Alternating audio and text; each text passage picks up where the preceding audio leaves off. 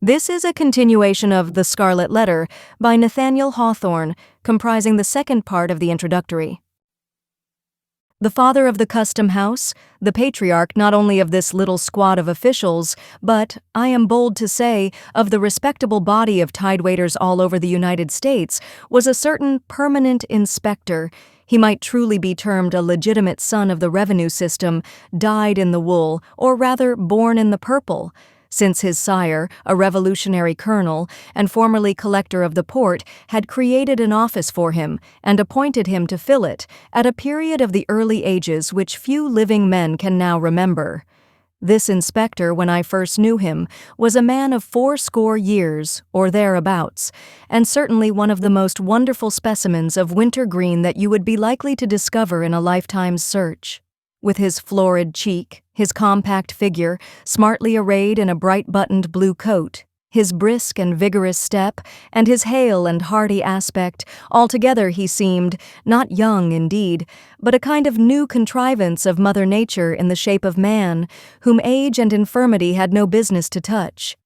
His voice and laugh, which perpetually re-echoed through the custom house, had nothing of the tremulous quaver and cackle of an old man's utterance.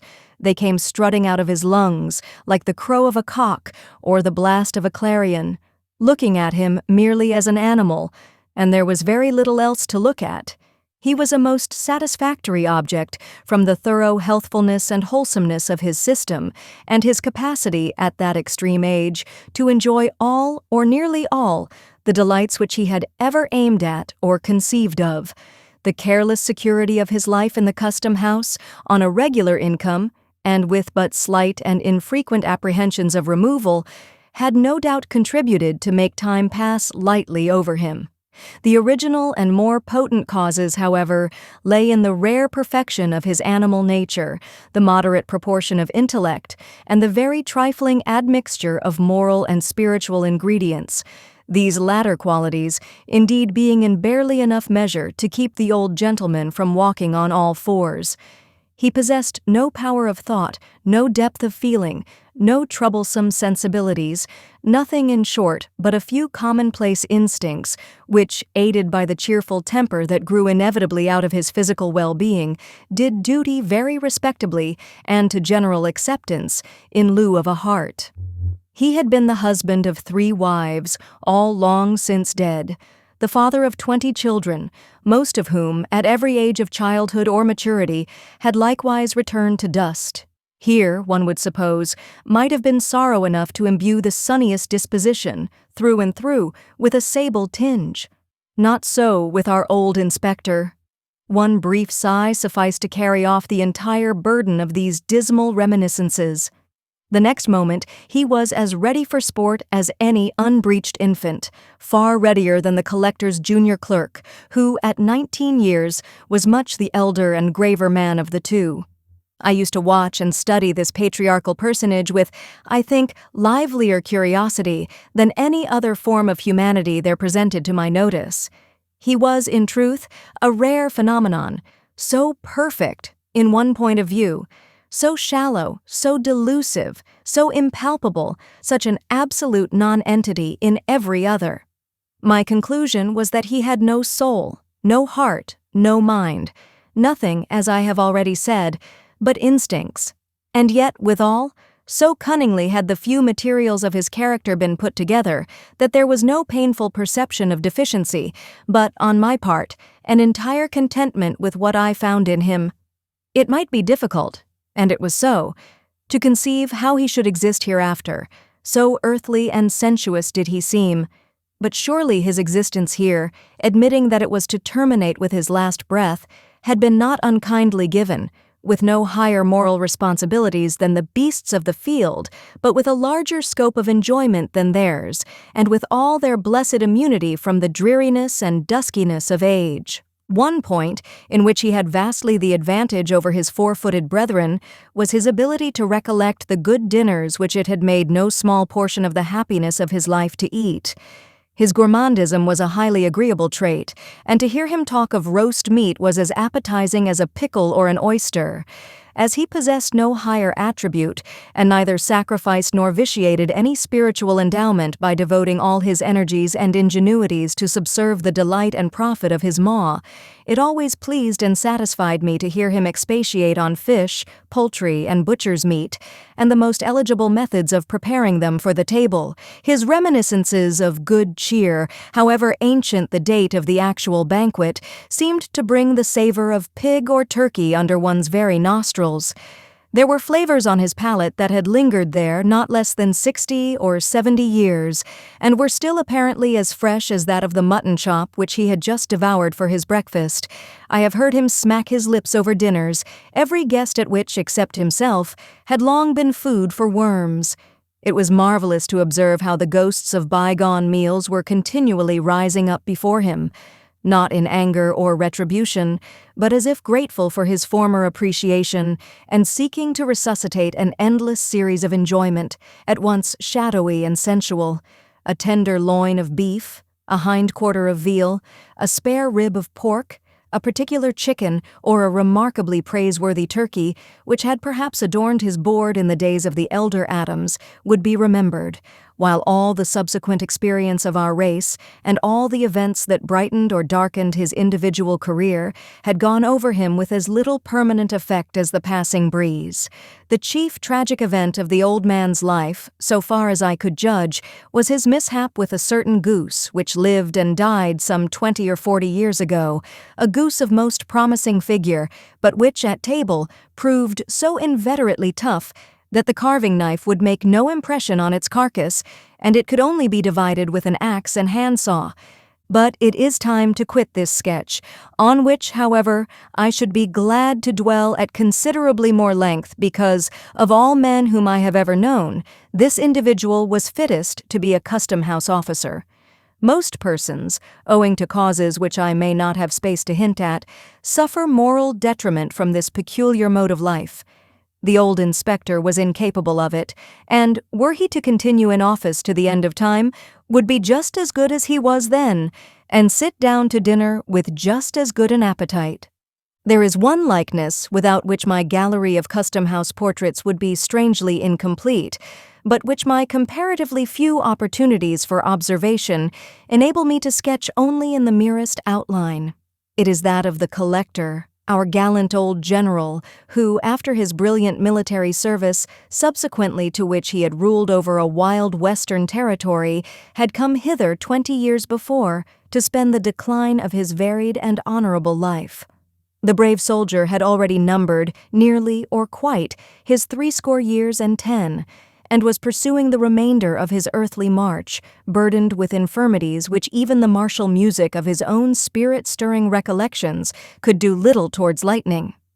The step was palsied now that had been foremost in the charge.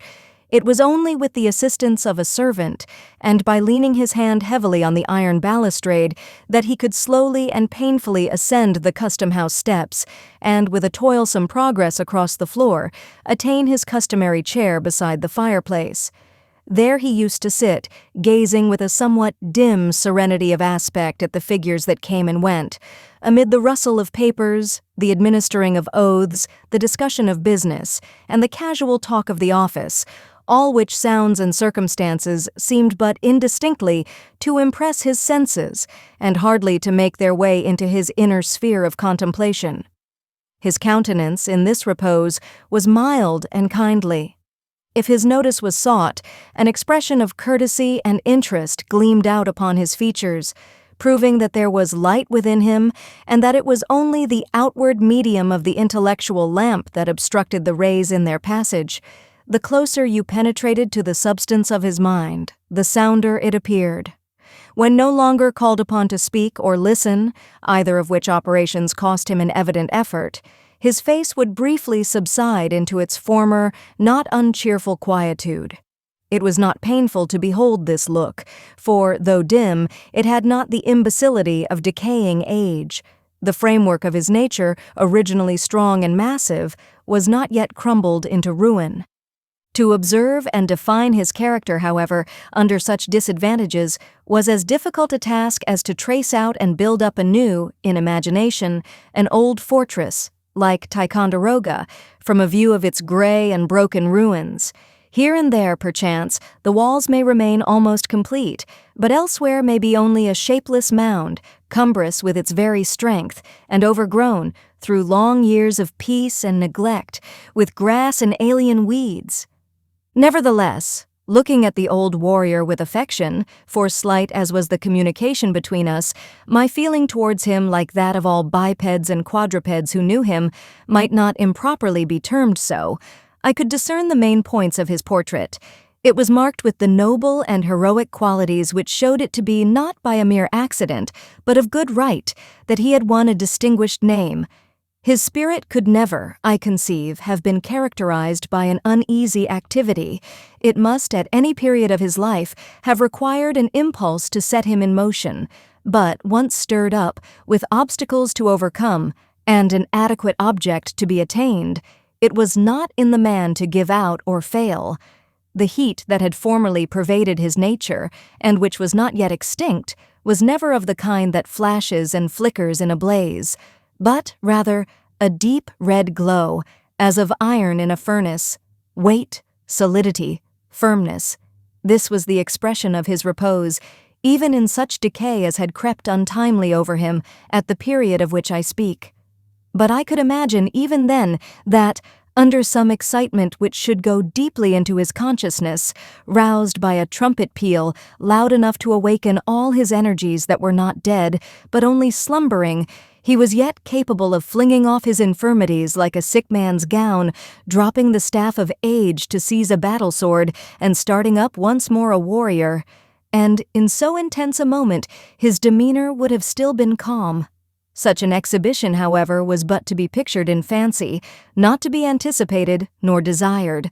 What I saw in him, as evidently as the indestructible ramparts of old Ticonderoga, already cited as the most appropriate simile, were the features of stubborn and ponderous endurance, which might well have amounted to obstinacy in his earlier days, of integrity that, like most of his other endowments, lay in a somewhat heavy mass, and was just as unmalleable and unmanageable as a ton of iron ore, and of benevolence which, fiercely as he led the bayonets on at Chippewa or Fort Erie, I take to be of quite as genuine a stamp as what actuates any or all the polemical philanthropists of the age. He had slain men with his own hand, for aught I know. Certainly they had fallen like blades of grass at the sweep of the scythe before the charge to which his spirit imparted its triumphant energy. But, be that as it might, there was never in his heart so much cruelty as would have brushed the down off a butterfly's wing. I have not known the man to whose innate kindliness I would more confidently make an appeal. Many characteristics, and those, too, which contribute not the least forcibly to impart resemblance in a sketch, must have vanished or been obscured before I met the general. All merely graceful attributes are usually the most evanescent, nor does nature adorn the human ruin with blossoms of new beauty that have their roots and proper nutriment only in the chinks and crevices of decay, as she sows wallflowers over the ruined fortress of Ticonderoga. Still, even in respect of grace and beauty, there were points well worth noting. A ray of humor now and then would make its way through the veil of dim obstruction and glimmer pleasantly upon our faces. A trait of native elegance, seldom seen in the masculine character after childhood or early youth, was shown in the general's fondness for the sight and fragrance of flowers. An old soldier might be supposed to prize only the bloody laurel on his brow, but here was one who seemed to have a young girl's appreciation of the floral tribe. There, beside the fireplace, the brave old general used to sit, while the surveyor, though seldom, when it could be avoided, taking upon himself the difficult task of engaging him in conversation, was fond of standing at a distance and watching his quiet and almost slumberous countenance. He seemed away from us, although we saw him but a few yards off; remote, though we passed close beside his chair; unattainable, though we might have stretched forth our hands and touched his own. It might be that he lived a more real life within his thoughts than amid the unappropriate environment of the collector's office. The evolutions of the parade, the tumult of the battle, the flourish of old heroic music, heard 30 years before, Such scenes and sounds, perhaps, were all alive before his intellectual sense. Meanwhile, the merchants and shipmasters, the spruce clerks and uncouth sailors, entered and departed. The bustle of this commercial and custom-house life kept up its little murmur round about him, and neither with the men nor their affairs did the general appear to sustain the most distant relation. He was as much out of place as an old sword, now rusty, but which had flashed once in the battle's front and showed still a bright gleam along its blade, would have been among the inkstands, paper folders, and mahogany rulers on the deputy collector's desk. There was one thing that much aided me in renewing and recreating the stalwart soldier of the Niagara frontier, the man of true and simple energy. It was the recollection of those memorable words of his, "I'll try, sir," spoken on the very verge of a desperate and heroic enterprise, and breathing the soul and spirit of New England hardihood, comprehending all perils and encountering all. If, in our country, valor were rewarded by heraldic honor, this phrase, which it seems so easy to speak, but which only he, with such a task of danger and glory before him, has ever spoken, would be the best and fittest of all mottos for the general's shield of arms. It contributes greatly towards a man's moral and intellectual health, to be brought into habits of companionship with individuals unlike himself, who care little for his pursuits, and whose sphere and abilities he must go out of himself to appreciate. The accidents of my life have often afforded me this advantage, but never with more fullness and variety than during my continuance in office. There was one man, especially, the observation of whose character gave me a new idea of talent. His gifts were emphatically those of a man of business, prompt, acute, clear-minded, with an eye that saw through all perplexities and a faculty of arrangement that made them vanish, as by the waving of an enchanter's wand. Bred up from boyhood in the custom house, it was his proper field of activity, and the many intricacies of business, so harassing to the interloper, presented themselves before him with the regularity of a perfectly comprehended system. In my contemplation, he stood as the ideal of his class. He was, indeed, the custom house in himself, or, at all events, the mainspring that kept its variously revolving wheels in motion. For, in an institution like this, where its officers are appointed to subserve their own profit and convenience, and seldom with a leading reference to their fitness for the duty to be performed, they must perforce seek elsewhere the dexterity which is not in them. Thus, by an inevitable necessity, as a magnet attracts steel filings, so did our man of business draw to himself the difficulties which everybody met with. With an easy condescension and kind forbearance towards our stupidity, which to his order of mind must have seemed little short of crime, would he forthwith, by the merest touch of his finger, make the incomprehensible as clear as daylight. The merchants valued him not less than we, his esoteric friends. His integrity was perfect. It was a law of nature with him rather than a choice or a principle, nor can it be otherwise than the main condition of an intellect so remarkably clear and accurate as his, to be honest and regular in the administration of affairs. A stain on his conscience, as to anything that came within the range of his vocation, would trouble such a man very much in the same way, though to a far greater degree, that an error in the balance of an account or an ink blot on the fair page of a book of record. Here, in a word, and it is a rare instance in my life, I had met with a person thoroughly adapted to the situation which he held. Such were some of the people with whom I now found myself connected. I took it in good part, at the hands of Providence, that I was thrown into a position so little akin to my past habits, and set myself seriously to gather from it whatever profit was to be had. After my fellowship of toil and impracticable schemes with the dreamy brethren of Brook Farm, after living for 3 years within the subtile influence of an intellect like Emerson's, after those wild, free days on the Assabeth, indulging fantastic speculations beside our fire of fallen boughs, with Ellery Channing, after talking with Thoreau about pine trees and Indian relics, in his hermitage at Walden, after growing fastidious by sympathy with the classic refinement of Hillard's culture, after becoming imbued with poetic sentiment at Longfellow's hearthstone, It was time, at length, that I should exercise other faculties of my nature and nourish myself with food for which I had hitherto had little appetite. Even the old inspector was desirable as a change of diet to a man who had known Alcott. I look upon it as an evidence, in some measure, of a system naturally well balanced and lacking no essential part of a thorough organization, that, with such associates to remember, I could mingle at once with men of altogether different qualities and never murmur at the change. Literature, its exertions and objects, were now of little moment in my regard. I cared not, at this period, for books. They were apart from me. Nature, except it were human nature, the nature that is developed in earth and sky, was, in one sense, hidden from me, and all the imaginative delight wherewith it had been spiritualized passed away out of my mind. A gift, a faculty, if it had not departed, was suspended and inanimate within me. There would have been something sad, unutterably dreary in all this, had I not been conscious that it lay at my own option to recall whatever was valuable in the past. It might be true, indeed, that this was a life which could not with impunity be lived too long. Else it might have made me permanently other than I had been without transforming me into any shape which it would be worth my while to take. But I never considered it as other than a transitory life.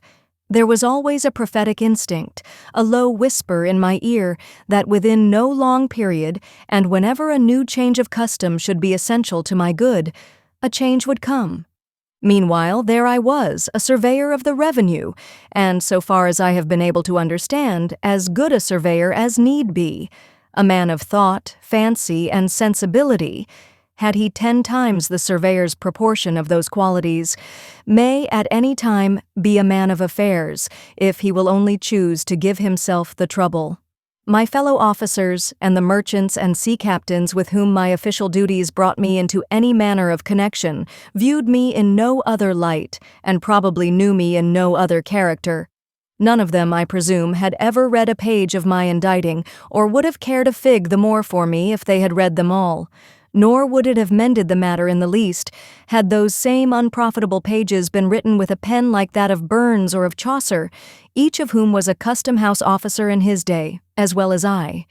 It is a good lesson, though it may often be a hard one, for a man who has dreamed of literary fame, and of making for himself a rank among the world's dignitaries by such means, to step aside out of the narrow circle in which his claims are recognized, and to find how utterly devoid of significance beyond that circle is all that he achieves and all he aims at.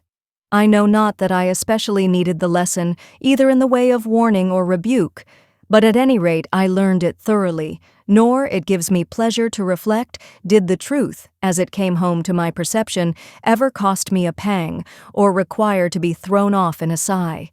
In the way of literary talk, it is true, the naval officer, an excellent fellow who came into office with me and went out only a little later, would often engage me in a discussion about one or the other of his favorite topics, Napoleon or Shakespeare.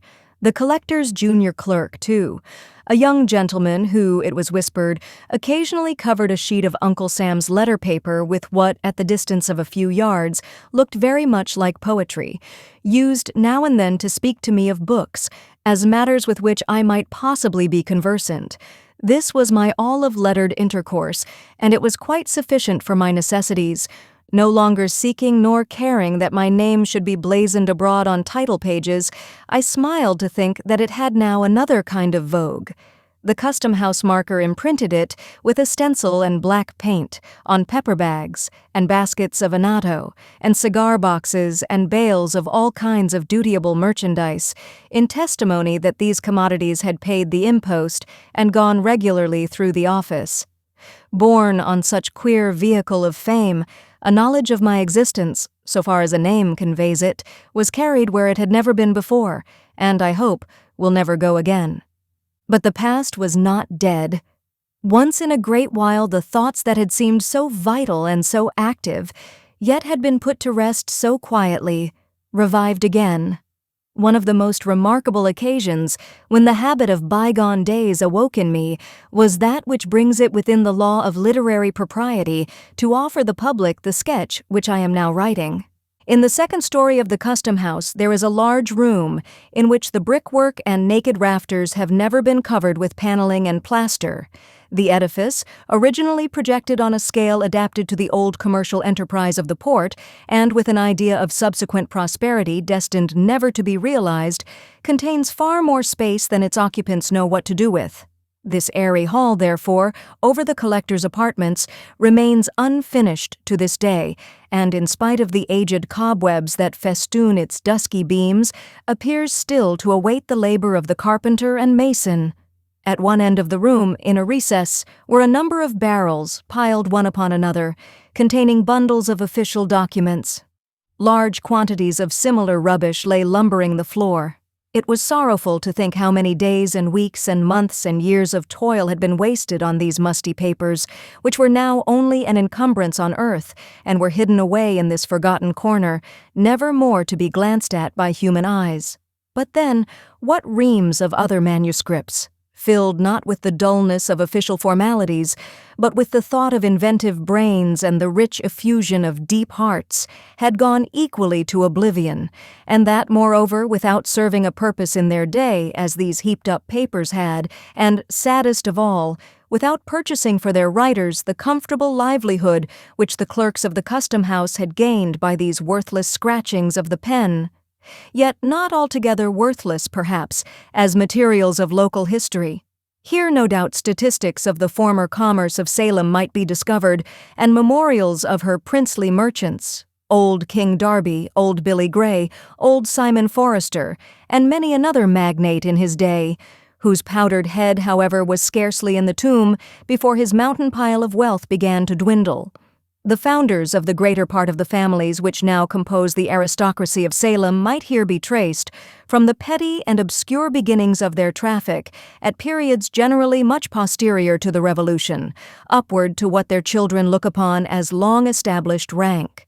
Prior to the Revolution, there is a dearth of records, the earlier documents and archives of the custom house having probably been carried off to Halifax, when all the king's officials accompanied the British Army in its flight from Boston. It has often been a matter of regret with me, for going back perhaps to the days of the Protectorate, those papers must have contained many references to forgotten or remembered men, and to antique customs, which would have affected me with the same pleasure as when I used to pick up Indian arrowheads in the field near the old manse. But one idle and rainy day, it was my fortune to make a discovery of some little interest. Poking and burrowing into the heaped-up rubbish in the corner, unfolding one and another document, and reading the names of vessels that had long ago foundered at sea or rotted at the wharves, and those of merchants, never heard of now on 'change, nor very readily decipherable on their mossy tombstones, glancing at such matters with the saddened, weary, half-reluctant interest which we bestow on the corpse of dead activity, and exerting my fancy, sluggish with little use, to raise up from these dry bones an image of the old town's brighter aspect, when India was a new region, and only Salem knew the way thither, I chanced to lay my hand on a small package, carefully done up in a piece of ancient yellow parchment. This envelope had the air of an official record of some period long past, when clerks engrossed their stiff and formal chirography on more substantial materials than at present. There was something about it that quickened an instinctive curiosity, and made me undo the faded red tape that tied up the package, with the sense that a treasure would here be brought to light. Unbending the rigid folds of the parchment cover, I found it to be a commission, under the hand and seal of Governor Shirley, in favor of one Jonathan Pugh, as surveyor of His Majesty's Customs for the Port of Salem, in the province of Massachusetts Bay. I remember to have read, probably in Felt's Annals, a notice of the decease of Mr. Surveyor Pugh about 80 years ago, and likewise, in a newspaper of recent times, an account of the digging up of his remains in the little graveyard of St. Peter's Church, during the renewal of that edifice. Nothing, if I rightly call to mind, was left of my respected predecessor, save an imperfect skeleton and some fragments of apparel and a wig of majestic frizzle, which, unlike the head that it once adorned, was in very satisfactory preservation.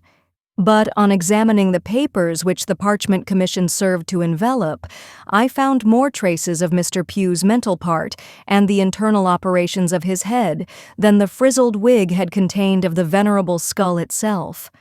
They were documents, in short, not official, but of a private nature, or at least written in his private capacity, and apparently with his own hand. I could account for their being included in the heap of custom-house lumber only by the fact that Mr. Pugh's death had happened suddenly, and that these papers, which he probably kept in his official desk, had never come to the knowledge of his heirs, or were supposed to relate to the business of the revenue. On the transfer of the archives to Halifax, this package, proving to be of no public concern, was left behind, and had remained ever since unopened. The ancient surveyor, being little molested, I suppose, at that early day with business pertaining to his office, seems to have devoted some of his many leisure hours to researches as a local antiquarian and other inquisitions of a similar nature. These supplied material for petty activity to a mind that would otherwise have been eaten up with rust. A portion of his facts, by the by, did me good service in the preparation of the article entitled Main Street, included in the present volume. The remainder may perhaps be applied to purposes equally valuable hereafter, or not impossibly may be worked up, so far as they go, into a regular history of Salem, should my veneration for the natal soil ever impel me to so pious a task. Meanwhile, they shall be at the command of any gentleman inclined and competent to take the unprofitable labor off my hands. As a final disposition, I contemplate depositing them with the Essex Historical Society. This concludes the second part of 15 total of The Scarlet Letter by Nathaniel Hawthorne, produced by Best Audiobooks for free.